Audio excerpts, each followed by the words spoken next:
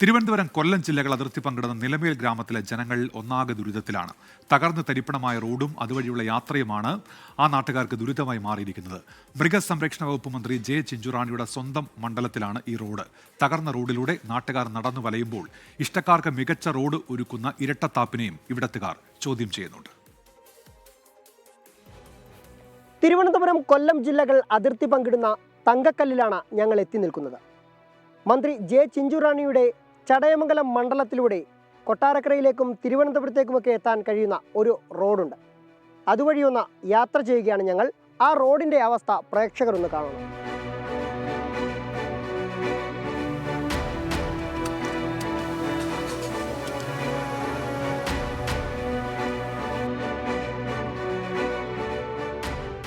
നിലമേൽ പഞ്ചായത്തിലെ വേക്കൽ, പുള്ളിപ്പച്ച, വട്ടപ്പാറ, തങ്കക്കല്ല് റോഡ് ഈ പരുവത്തിലിങ്ങനെയായിട്ട് വർഷം കുറച്ചേറെയായി.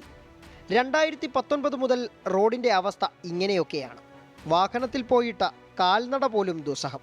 സ്കൂൾ ബസ് എക്സ്ട്രാ ഫീസ് ഈടാക്കുന്നുണ്ട്. ഇനി ഒരു സമയത്തേക്ക് ഇനി സ്കൂൾ ബസ് ഇങ്ങോട്ട് വരില്ലെന്ന് പറഞ്ഞാൽ ഇവിടുത്തെ വിദ്യാർത്ഥികൾ എന്ത് ചെയ്യും? അതിന് ആർക്കെങ്കിലും ഉത്തരം തരാനുണ്ടോ? അതായത് രാഷ്ട്രീയ പകപോക്കലാണോ മറ്റ് വ്യക്തിവൈരാഗ്യങ്ങളാണോ എന്നുള്ള ഇതെല്ലാം അനുഭവിക്കേണ്ടത് ഈ നാട്ടിലെ സാധാരണക്കാര്. ഇതിൻ്റെ ഈ ശോചനീയാവസ്ഥ കാരണം പോകുന്ന വണ്ടിയിൽ ടയറിൽ നിന്ന് അടിച്ച് പല കുട്ടികളും കൈകാലൊടിഞ്ഞവരുണ്ട്, മുഖത്ത് പരിക്കേറ്റവരുണ്ട്. അങ്ങനെ പല ദുരിതങ്ങൾ അനുഭവിക്കുന്ന ഒരു സാഹചര്യത്തിലൂടെയാണ് ഈ റോഡിൻ്റെ ഇപ്പോഴത്തെ നിലവിലെ അവസ്ഥ. നിലമേൽ പഞ്ചായത്തിലെ ഏറ്റവും വലിയ റോഡുകളിൽ ഒന്നാണിത്. ഇതുവഴി നിരവധി സ്കൂളുകളിലേക്കും കോളേജുകളിലേക്കും എന്തിന് ആശുപത്രികളിലേക്ക് പോലും വേഗത്തിലെത്താൻ സാധിക്കുമായിരുന്നു. എന്നാൽ ഇന്ന് ഇതുവഴി സഞ്ചരിച്ചാൽ വാഹനം വർക്ക്ഷോപ്പിലേക്കും യാത്രക്കാർ ആശുപത്രിയിലേക്കും പോകേണ്ട അവസ്ഥ. മെമ്പർ പറഞ്ഞത് അവർ പറഞ്ഞ് ഇത് ടെൻഡർ എടുത്ത പാർട്ടി തുടങ്ങാത്ത താമസമുള്ളതാണ് ഇന്നലെ വൈകിട്ടുള്ള പറഞ്ഞത്. ഒരു മന്ത്രിയുടെ സ്വന്തം മണ്ഡലത്തിലെ റോഡിന്റെ അവസ്ഥയാണിതെന്ന നാട്ടുകാർ തന്നെ പറഞ്ഞ് പരിഹസിക്കുന്നു. പാവപ്പെട്ട നാട്ടുകാർക്ക് യാത്ര ദുരിതമെങ്കിലും മന്ത്രിയുടെയും പാർട്ടിക്കാരുടെയും ഇഷ്ടക്കാർക്ക് വീട്ടിലെത്താൻ പുതുപുത്തൻ റോഡ് MLA ഫണ്ടിൽ നിന്നും ഇവിടെ തയ്യാറായിട്ടുണ്ട്. ഇപ്പോൾ ഈ ചെയ്തിട്ടിരിക്കുന്നത് പഴയ ഇറങ്ങിയ മെമ്പറുടെ വീട്ടിലോട്ടുള്ളൊരു വഴിയാണ്.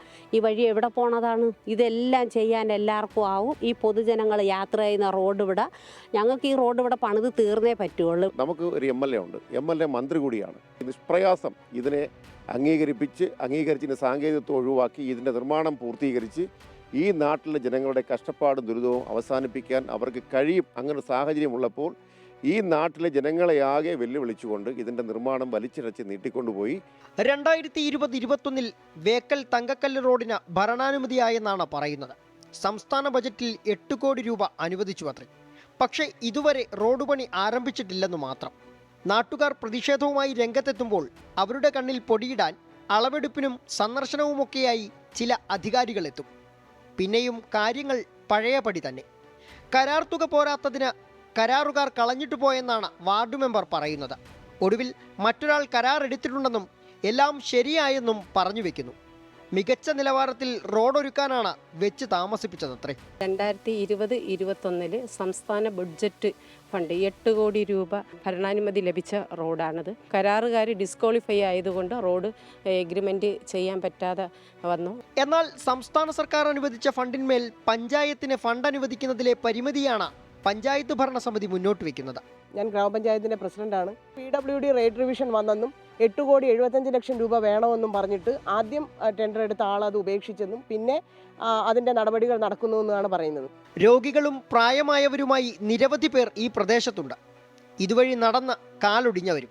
സ്ഥിരം ബുദ്ധിമുട്ടാണ്. സ്ഥിരം ഇതുവഴി വരാൻ പറ്റുന്നില്ല ഒരു കാര്യത്തിനും. പിന്നെ വല്ലപ്പോഴും നടക്കാൻ പറ്റാത്തതിൻ്റെ പേരിൽ വല്ലപ്പോഴും വരുന്നുള്ളൂ. ഒരു ഓട്ടോ വിളിച്ചാൽ പോലും ഇരട്ടി പൈസ കൊടുക്കണം. ഓട്ടോക്കാരൊന്നും വരത്തില്ല. ഒരു അത്യാഹിതമുണ്ടായാൽ ആംബുലൻസ് പോലും വരാത്ത അവസ്ഥയാണിപ്പോൾ.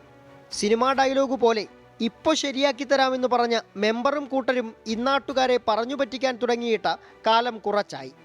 എത്രയും വേഗം റോഡ് സഞ്ചാരയോഗ്യമാക്കിയില്ലെങ്കിൽ സ്ഥലം MLA ആയ മന്ത്രിയെ വഴിയിൽ തടയാനും വാർഡ് സഭ ബഹിഷ്കരിക്കാനുമൊക്കെയാണ് ഇന്നാട്ടുകാരുടെ തീരുമാനം. റോഡ് തരാത്തവർക്ക് വോട്ടില്ലെന്നും ഇവർ പറഞ്ഞു വെക്കുന്നു. റോഡും നാടുമെല്ലാം വികസനത്തിന്റെ വിപ്ലവം സൃഷ്ടിച്ചുവെന്ന് ഉച്ചം കൊള്ളുന്ന സർക്കാരിലെ മന്ത്രിയുടെ മണ്ഡലത്തിലെ ഒരു റോഡിന്റെ ശോച്യാവസ്ഥയാണിത്. ഇഷ്ടക്കാർക്കു വേണ്ടി പഞ്ചായത്തൊരുക്കിയ മറ്റൊരു റോഡും. തെരഞ്ഞെടുത്ത ജനങ്ങളോട് ഈ ജനപ്രതിനിധികൾക്ക് എന്ത് പ്രതിബദ്ധതയുണ്ടെന്നാണ് ഇന്നാട്ടുകാർ ചോദിക്കുന്നത്. ക്യാമറമാൻ രാജ് കിരണിനൊപ്പം സുജിത് സുരേന്ദ്രൻ, 24 കൊട്ടാരക്കര. പൊതുജനം കഴുതയല്ല സാർ.